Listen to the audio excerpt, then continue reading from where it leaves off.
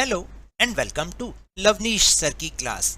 आज की शिक्षा निदेशालय राष्ट्रीय राजधानी क्षेत्र दिल्ली की वर्कशीट नंबर 40 जो कि कक्षा 8वीं के विद्यार्थियों के लिए है, यह ली गई है विज्ञान विषय से। और आज इसमें हम फिर से एक बार पाठ जंतुओं में जनन को जारी रखेंगे। तो जैसा कि आप जानते हैं कि पिछली कुछ वर्कशीट से हम इस लेसन को समझने का प्रयास कर रहे हैं और इस लेसन के अंतर्गत कई हमने टॉपिक्स को बहुत अच्छे से समझा भी है। जैसे पिछली वर्कशीट में हम प्रजनन के बारे में जान रहे थे कि प्रजनन कैसे होता है, जंतुओं में कैसे होता है, मानवों में कैसे होता है। आज हम किसके बारे में जानेंगे? तो चलिए देखते हैं मेरे साथ और समझने की कोशिश करते हैं। आज हम जंतुओं में कायांतरण के बारे में जानेंगे कि किस तरह से उनकी काया, उनके शरीर, उनके आकार में परिवर्तन होता है। तो देखते हैं कि आखिर कायांतरण होता क्या है। तो देखिए, कायांतरण हम सभी जानते हैं कि मानव, शेर, कुत्ते जैसे सभी जीवों की संतान जन्म के समय अपने माता पिता से मिलते जुलते होते हैं। यानी जन्म के समय भी वो वैसे ही होते हैं जैसे उनका कोई वयस्क सदस्य होता है। लेकिन क्या आप जानते हैं कुछ ऐसे जीव भी हैं जिनकी संतान जन्म के समय अपने माता पिता से मेल नहीं खाती, यानी वो अपने माता पिता की तरह नहीं दिखती। क्या आप उन जंतुओं के नाम बता सकते हैं? जी हाँ, उन जंतुओं के नाम कुछ उदाहरण आज की इस वर्कशीट में भी हम समझेंगे। जैसे रेशम कृमि। रेशम कृमि का मतलब रेशम का कीड़ा। उसके जीवन चक्र के बारे में हम कक्षा 7 में बात कर भी चुके हैं और उसको समझ भी चुके हैं। जैसे जो रेशम का कीड़ा होता है वो सबसे पहला अंडे के रूप में होता है, यानी वो रेशम के कीड़े से मिलता जुलता तो नहीं है ना जन्म के समय।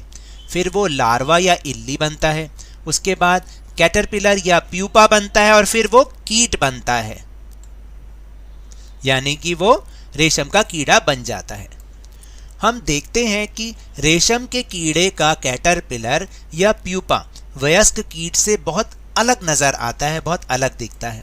यहाँ वयस्कों में पाए जाने वाले लक्षण नवजात में नहीं पाए जाते, यानी रेशम के कीड़े का जो नवजात होता है उसके अंदर उसका शरीर, उसका आकार या उसके लक्षण वैसे नहीं होते जैसे कि वयस्क रेशम का कीड़ा होता है।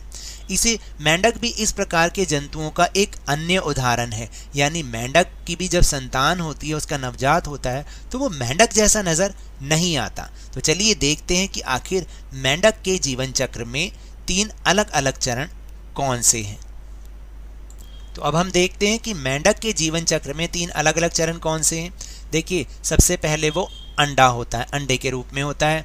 फिर वो टेडपॉल यानी लार्वा के रूप में होता है और फिर वो वयस्क रूप में जैसा कि हमें नजर आता है वैसा होता है। ये चित्र के माध्यम से भी दिखाया गया। देखिए, सबसे पहले वो अंडे के रूप में है, फिर आरंभिक टेडपॉल के रूप में। देखिए जरा, वो टेडपॉल के रूप में क्या ये मेंढक जैसा नजर आ रहा है? नहीं। फिर इसके बाद का जो टेडपॉल होता है, एक आरंभ का टेडपॉल और फिर बाद का टेडपॉल, ये भी मेंढक, वयस्क मेंढक की तरह नजर नहीं आता। और फिर आखिरी में वो इस प्रकार का शरीर धारण कर लेता है, उसका शरीर का आकार इस तरह से हो जाता है और वो मेंढक बन जाता है, वयस्क मेंढक बन जाता है। तो मेंढक के अंडे से लार्वा बनता है जिसे टेडपॉल कहते हैं। टेडपॉल मछलियों की तरह ही पूंछ और पंख होते हैं। टेडपॉल में मछलियों की तरह पूंछ और पंख होते हैं। देखिए, पंख भी नजर आ रहे हैं और पूंछ भी नजर आ रही है, लेकिन वो मेंढक नहीं नजर लग रहा। वे मछलियों की तरह पानी में तैरने में सक्षम भी होते हैं। एक वयस्क मेंढक की पूंछ और पंख गायब हो जाते हैं धीरे धीरे, अब वह कूदने और तैरने में सक्षम हो जाते हैं। अतः हम कह सकते हैं कि लार्वा का कुछ उग्र परिवर्तनों द्वारा वयस्क जंतु में बदलने की प्रक्रिया कायांतरण कहलाती है। यानी लार्वा में जब परिवर्तन होते हैं और उन परिवर्तनों के द्वारा वो वयस्क जंतु में बदल जाता है। लार्वा जब वयस्क जंतु में बदल जाता है, उस प्रक्रिया को हम कायांतरण कहते हैं। फिर जैसे जैसे हम बड़े होते हैं, हम अपने शरीर में किस प्रकार के परिवर्तन देखते हैं? क्या आपको लगता है कि हमारा भी कायांतरण होता है, मानवों में कायांतरण होता है? निश्चित रूप से नहीं, क्योंकि मनुष्य में जन्म के समय ही नवजात शिशु में वयस्क के समान शारीरिक अंग तथा लक्षण मौजूद होते हैं। यानी जो मानवों का, मनुष्य का नवजात शिशु होता है वो वयस्क की तरह ही उसके अंदर लक्षण भी होते हैं, और जो वयस्क में जितने अंग होते हैं, जैसे अंग होते हैं, वैसे ही उसके नवजात शिशु में भी अंग उतने होते हैं और लक्षण भी वैसे ही होते हैं। तो चलिए अब हम चलते हैं अपने प्रश्नोत्तर की ओर। तो पहला प्रश्न है कि कायांतरण को उदाहरण सहित परिभाषित कीजिए। तो लार्वा का कुछ उग्र परिवर्तनों द्वारा वयस्क जंतु में बदलने की प्रक्रिया कायांतरण कहलाती है। यानी सिंपल भाषा में, लार्वा में कुछ परिवर्तनों के द्वारा जब वो वयस्क जंतु में बदल जाता है तो इस प्रक्रिया को हम कायांतरण कहते हैं, जैसे अंडा, लार्वा आदि। फिर प्रश्न नंबर 2 है, रेशम के कीड़े का जीवन चक्र, उसको संक्षेप में व्याख्या कीजिए। रेशम के कीड़े के जीवन चक्र की संक्षेप में व्याख्या करें तो देखिए, रेशम के कीड़े का जीवन चक्र में क्या होता है, अंडा होता है, फिर लार्वा, फिर प्यूपा, इसको बोलते हैं प्यूपा, यहाँ पर आप लिखेंगे प्यूपा, तथा वयस्क शलभ अवस्थाएं पाई जाती हैं। फिर इसके बाद है तीसरा प्रश्न, मेंढक के जीवन चक्र को चित्र सहित समझाइए। तो देखिए, यहाँ पर हमने चित्र बनाने की कोशिश की है, चित्र की व्यवस्था की है। आप भी इस तरह से बहुत आराम से बन जाएगा, ध्यान से देख के बनाओगे तो चित्र बन जाएगा।